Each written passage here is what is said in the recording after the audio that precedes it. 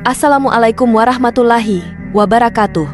Pada video kali ini, kisah Nabi Hud alaihi salam. Di tengah kekuatan raksasa dan kekejaman kaum Ad yang dikenal dengan postur tubuh luar biasa, Nabi Hud menghadapi tantangan besar saat memperingatkan mereka tentang kebesaran Allah. Bagaimana nasib kaum Ad ketika azab Allah datang setelah penolakan mereka? Saksikan kisah lengkapnya dalam video ini. Nabi yang diutus setelah Nabi Nuh adalah Nabi Hud bin Abdillah bin Aus alaihi salam. Beliau merupakan bagian dari kabilah Ad, sebuah suku Arab yang mendiami daerah Al-Ahqaf, yaitu pegunungan pasir yang terletak di Yaman, antara Oman dan Hadramaut. Sejarah mencatat bahwa kaum Ad adalah kelompok pertama yang menyembah berhala setelah terjadinya bencana banjir. Mereka diciptakan oleh Allah dengan postur dan kekuatan yang lebih besar dibandingkan manusia lain pada masa itu. Kabilah-kabilah ini dipimpin oleh seorang raja bernama Jaljilan yang memiliki tinggi sekitar 100 siku. Karena itu, saat berdiri, ia dapat menutupi matahari dari bumi. Selain itu, ketika ia meletakkan lengannya di atas sebuah gunung, ia bisa menghancurkannya dari segala sisi. Wahab bin Munabih menyebutkan bahwa tinggi postur pria dari kaum Ad mencapai 100 siku, sementara yang paling pendek sekitar 60 siku. Mereka tidak mencapai usia dewasa sebelum berumur 100 tahun dan bisa hidup lebih dari 400 tahun. Ukuran kepala mereka diperkirakan sebesar kubah yang besar. Mereka adalah kaum yang kejam dan menyembah berhala. Wahab bin Munabih, seorang pemuka tabi'in dan ahli sejarah, diperkirakan berasal dari Arab Selatan dan berdarah Persia. Ia memiliki pengetahuan mendalam tentang kitab suci serta tradisi Yahudi dan Nasrani. Menurutnya, 60 orang laki-laki dari kaum Musa pernah berlindung di dalam tengkorak kepala seorang laki-laki dari kaum Amalikah. Zaid bin Aslam mengatakan bahwa ia pernah melihat seekor serigala beserta anak-anaknya berkumpul di dalam kelopak mata seorang laki-laki dari kaum Amalikah. Ia juga pernah menimbang satu gigi geraham dari laki-laki tersebut dan beratnya mencapai 10 kaki. Wahab bin Munabih menyebutkan bahwa ketika kejahatan kaum itu semakin meningkat, Allah Subhanahu wa Ta'ala mengutus Nabi Hud alaihi salam. Kemudian Jibril turun kepadanya dan berkata bahwa Allah telah mengutusnya kepada kaum Ad untuk memberi peringatan kepada mereka. Jibril menjelaskan bahwa Allah telah memberi mereka waktu yang panjang, memberikan kekuatan yang belum pernah diberikan kepada siapapun sebelum mereka, menjadikan mereka para pembesar yang menguasai emas, serta memberikan umur yang sangat panjang. Nabi Hud datang kepada mereka pada saat hari raya mereka, di mana para pembesar berkumpul dan Raja Jaljilan duduk di atas ranjang yang terbuat dari emas dengan mahkota yang megah dan dihiasi permata. Mereka tidak menyadari apapun kecuali suara Nabi Hud alaihi salam yang menyeru, "Wahai orang-orang, sembahlah Allah, Tuhanku dan Tuhan kalian." Nabi Hud alaihi salam memperingatkan mereka bahwa tidak ada Tuhan selain Allah, dan berhala-berhala yang mereka sembah selainnya adalah penyebab kaum Nuh sebelumnya ditenggelamkan. Ketika Raja Jaljilan mendengar peringatan itu, ia berkata, "Celaka engkau, wahai Hud. Apakah engkau mengira bahwa dengan kekuatan kami yang besar ini, kami akan kalah hanya karena pernyataan-pernyataanmu? Tidakkah engkau tahu bahwa setiap hari 1000 anak lahir di antara kami?" Nabi Hud merasa frustrasi karena usaha-usahanya untuk menyeru mereka kepada tauhid tidak berhasil. Ia kemudian berdoa kepada Allah agar wanita-wanita mereka mandul. Akibatnya, pada tahun itu tidak ada wanita yang hamil, dan mereka melaporkan hal tersebut kepada Raja Jaljilan. Mereka mengeluh bahwa Nabi Hud telah membuat istri-istri mereka mandul dan khawatir bahwa apa yang dikatakannya mungkin benar. Allah Subhanahu wa Ta'ala kemudian mewahyukan kepada Nabi Hud untuk menyampaikan kepada kaumnya bahwa mereka harus beriman kepadanya. Jika mereka tetap tidak beriman, Allah akan mengirimkan angin yang membinasakan kepada mereka. Ketika kaumnya mendengar kabar tersebut dari Hud, mereka melemparinya dengan batu. Nabi Hud terus menyampaikan seruannya selama 70 tahun, sementara kaumnya terus-menerus melemparinya dengan batu. Ketika Nabi Hud merasa putus asa karena kaumnya tetap dalam kekafiran meskipun ia telah menyampaikan risalah Allah, Allah Subhanahu wa Ta'ala menghentikan hujan dari mereka selama 7 tahun. Tanah mereka mengering, dan hewan-hewan ternak mereka pun mati.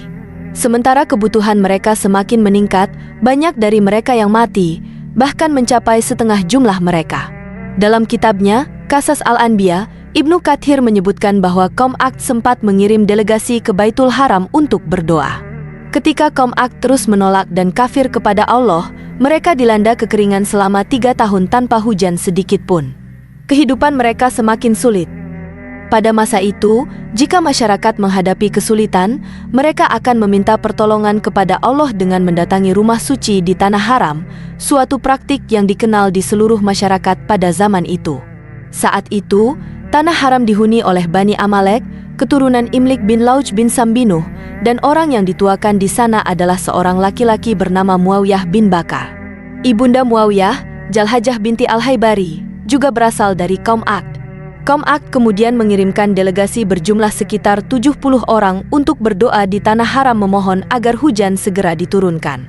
Sesampainya di Mekah, delegasi tersebut menemui Muawiyah bin Bakar dan menceritakan kondisi mereka. Mereka meminta izin untuk tinggal sementara di sana.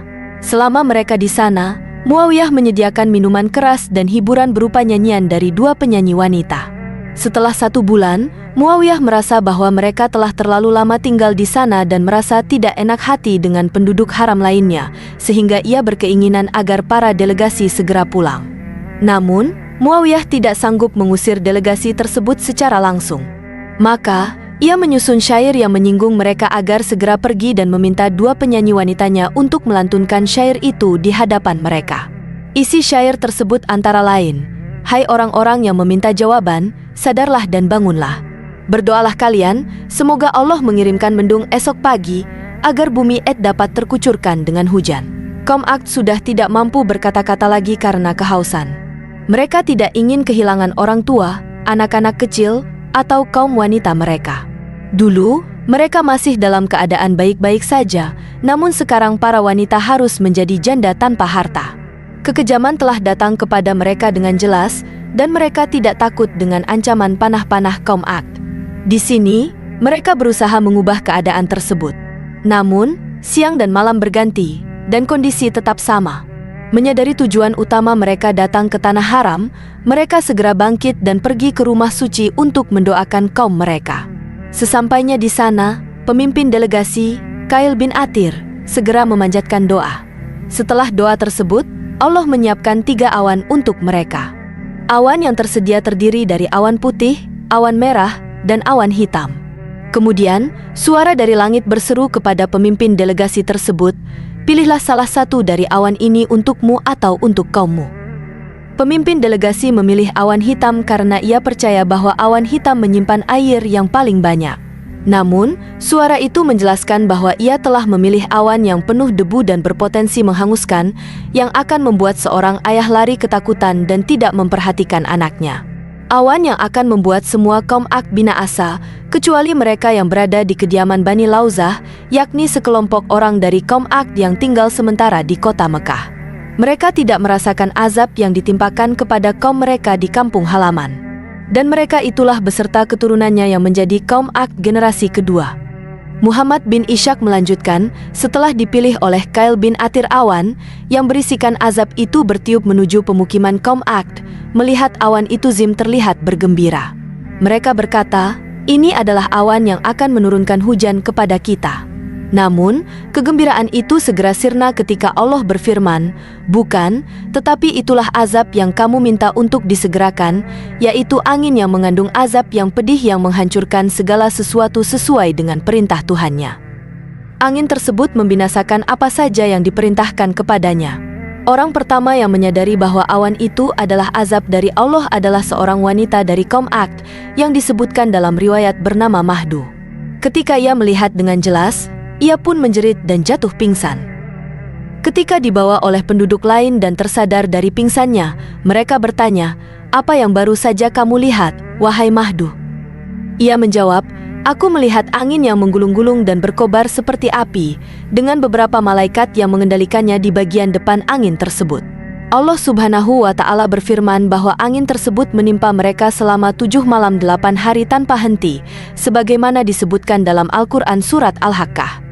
Sementara itu, Nabi Hud dan orang-orang yang beriman telah bersembunyi di sebuah tempat yang tersembunyi dan tidak merasakan azab tersebut. Mereka hanya merasakan kenyamanan dan ketenangan. Berbeda dengan kaum Aqd yang lain, mereka berterbangan di antara langit dan bumi, terbawa oleh angin yang juga menghancurkan batu-batu yang berterbangan bersama mereka. Terima kasih telah menyaksikan video kami kali ini. Jika Anda merasa video ini bermanfaat, jangan lupa untuk memberikan like dan aktifkan lonceng notifikasi agar tidak ketinggalan konten kami yang lainnya. Kami juga sangat menghargai komentar dan saran dari Anda, jadi silakan tuliskan di bawah. Sampai jumpa di video berikutnya. Assalamualaikum warahmatullahi wabarakatuh.